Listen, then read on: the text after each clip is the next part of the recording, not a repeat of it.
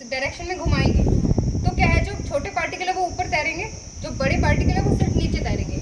अगर हम इसको घड़ी की सुई की दिशा में घुमाएंगे तो जो बड़े पार्टिकल है वो भी ऊपर आ जाएंगे और ऊपर आके जो ऑक्सीजन है जो जीवाणुओं को चाहिए उसको गलाने के लिए, ठीक है, जो ऑक्सीजन है जो चाहिए जीवाणुओं को इसमें संख्या बढ़ाने के लिए वो ऑक्सीजन ऊपर से लेते हैं और नीचे ले जाते हैं, ताकि जो पूरे ड्रम में है वो पूरा कंसिस्टेंट रहे, पूरा एक तरीके का जीवामृत बने। ऐसे नहीं कि ऊपर जीवामृत में जीवाणुओं की संख्या ज़्यादा है और नीचे कम है, तो इसी कारण उसको सुई की घड़ी की दिशा में घुमाते हैं।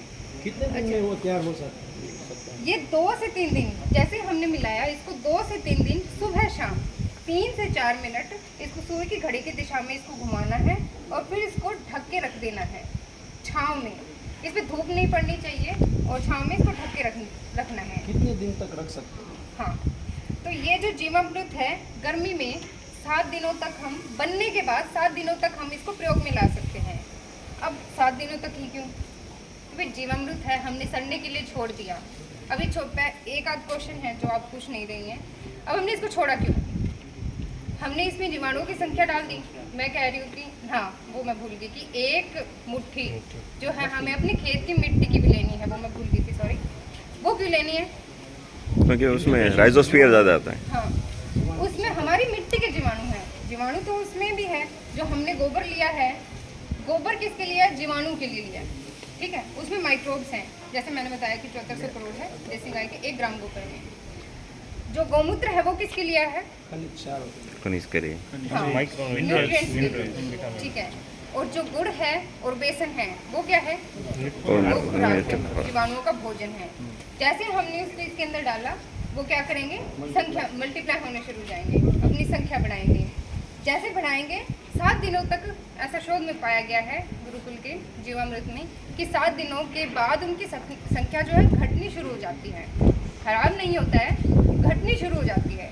तो किसानों को यही रिकमेंड किया जाता है कि 7 दिन तक अगर यूज़ कर पाएँ तो उसको 7 दिन तक ही कीजिए गर्मियों में। और सर्दियों में क्या है, ये 15 दिन तक भी चल जाता है, ठीक है। बनने के बाद 15 दिन तक हम इसको प्रयोग में ला सकते हैं। यह है जीवामृत। कितना दिन की फसल हो तो जीवामृत उपयोग कर सकते हैं? ये है डिफरेंट है, रिकमेंडेशन है जो आपको एक किताब दी गई है, उसमें सब्जियों में अलग है और इसमें और कॉटन और मूंगफली ये आपको मैं कल बताऊंगी, और यहाँ पे डॉक्टर हरिओम जी भी बता देंगे कि कॉटन में कैसे और कब डालना है जीवामृत, घन जीवामृत, ब्रह्मास्त्र, निमास्त्र, ये सब कुछ आपको कल ऊपर छिड़काव के लिए वो कितना उपयोग करना चाहिए? स्प्रे के लिए ना जो जीवामृत बनाया इसको डाइल्यूट करना पड़ता है। ये हर एक फसल के लिए अलग अलग है। किसी में 5 लीटर लेके और 100 में मिलाना है, किसी में 20 लीटर लेके, अलग अलग है। जीवामृत की जो क्वांटिटी है वो हम बढ़ाते जाते हैं। जैसे पहले शुरू में हम 5 लीटर लेते हैं, उसको 100 लीटर पानी में मिलाया, फिर उसका स्प्रे करते हैं, फिर उसके बाद हम 10 करते हैं, फिर 20 करते हैं, ऐसे क्वांटिटीज की बढ़ाते जाते हैं। जीवामृत जो एक फसल में कितनी बार देना पड़ता है? ये मैं कह रही हूँ ना, फसल के ऊपर डिपेंड करता है। जैसे ये है कपास की फसल है, इसमें 3-4 बार, ठीक है। कोई अगर छोटी ड्यूरेशन की है उसमें 2 बार 3 बार, जो भी उसकी इरिगेशन की रिक्वायरमेंट है, जो भी उसकी सिंचाई की रिक्वायरमेंट है, जीवामृत सिंचाई के साथ जाएगा ना। जीवामृत से फायदा क्या होता है? हाँ, जीवामृत से फायदा, जैसे ही हमने जीवामृत उसमें पानी के साथ दिया, हमारी जो खेत की जो मिट्टी है उसमें जीवाणु है, अभी भी जीवाणु है। तो जैसे हमने उनको दिया वो जीवाणु उसके अंदर और भी मल्टीप्लाई होंगे।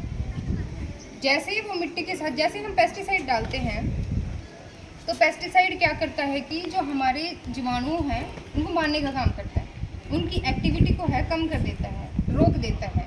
जैसे हम यूरिया डालते हैं, DAP डालते हैं, एक आपने टर्म सुनी होगी सॉल्ट इंडेक्स, अगर आपने पढ़ा हो तो। जैसे ही हम यूरिया और DAP डालते हैं उसमें मिट्टी में, वो एकदम से है ना उसका ऑस्मोटिक जो बैलेंस है, जो मिट्टी का जो उसके मिट्टी के अंदर जो नमी रहती है उसका बैलेंस है वो बिगाड़ देता है।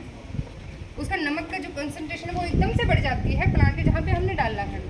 जीवामृत और ये घन जीवामृत है, ये क्या है कि बैलेंस बना के रखते हैं, किसी को नुकसान नहीं होता है इससे, जीवाणु से। जैसे हमने यूरिया डाला, ठीक है, यूरिया से क्या है कि नुकसान है कि जो नाइट्रेट है यूरिया टूट के उसके बाद नाइट्रेट है वो सीधा हमारे पानी में चला जाता है नीचे। अब हम यूरिया डालते हैं, 100 किलो यूरिया डालते हैं, उसमें 30% मतलब 30 किलो वो ही यूज़ हो पाता है जनरली, ठीक है। एफिशिएंसी जो उसको बोलते हैं, nitrogen use efficiency 30 kilo use हो, बाकी कहाँ जाता है? बाकी दो ही जगह बच गई जहाँ जाता है, या तो ऊपर चला जाएगा वातावरण में या फिर वो नीचे जाएगा, ठीक है। तो नीचे जाएगा तो हमारे किस में जाएगा? ग्राउंड वाटर में जाएगा। ग्राउंड वाटर हम अपलिफ्ट करेंगे, उसी को पिएंगे।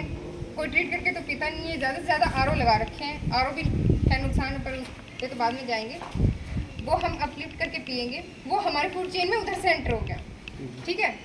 उधर अब है हमारे वातावरण में, वातावरण को दूषित कर दिया। हम 24 आवर्स सांस लेते हैं, वो हमारी फूड चेन में वैसे आ गया। तो हम क्या है, घिरे हुए हैं सारी इन समस्याओं से। इनके समाधान का एक ही तरीका है कि या तो हम उसको रोक दें या उसको हम कम करते हैं। अब कम करने के लिए तो पॉलिसीज़ हैं, जो वो थोड़ी सी स्ट्रॉन्ग पॉलिसीज़ लानी पड़ेगी। पर रोकने का सबसे पहला जो है स्टेप, वो हम ये कर सकते हैं कि किसानों को समझाएं कि आप पेस्टिसाइड का कम से कम प्रयोग करें, ठीक है। एक हो सकता है, उसका ये है कि जीवामृत, घन जीवामृत, इसके अंदर कंपेरेबल, रिलेटिवली कंपेरेबल ही न्यूट्रिएंट्स होते हैं। यूरिया, डीएपी और पोटाश जो हम डालते हैं, और जो पेस्टिसाइड डालते हैं, तो आप कल फार्म में देखेंगे कि उनमें कीड़ा नहीं है, और जो भी कीड़ा है वो अग्नेस्त्र, ब्रह्मास्त्र और जो पेस्टिसाइड के इक्विवेलेंट जो कंपोनेंट बना रखे हैं उनसे कंट्रोल हो जाते हैं। बाकी के और आप किसानों के अगर देखोगे तो उनमें कीड़े आ चुके होंगे, और इनके खेतों में जो गुरुकुल के जो फार्म है उसमें एक भी कीड़ा नहीं है। अभी इस टेम्परेचर 45 डिग्री सेल्सियस टेम्परेचर है कम से कम, तो इसमें आप खेत देखोगे तो सूखे पड़े हैं, ठीक है।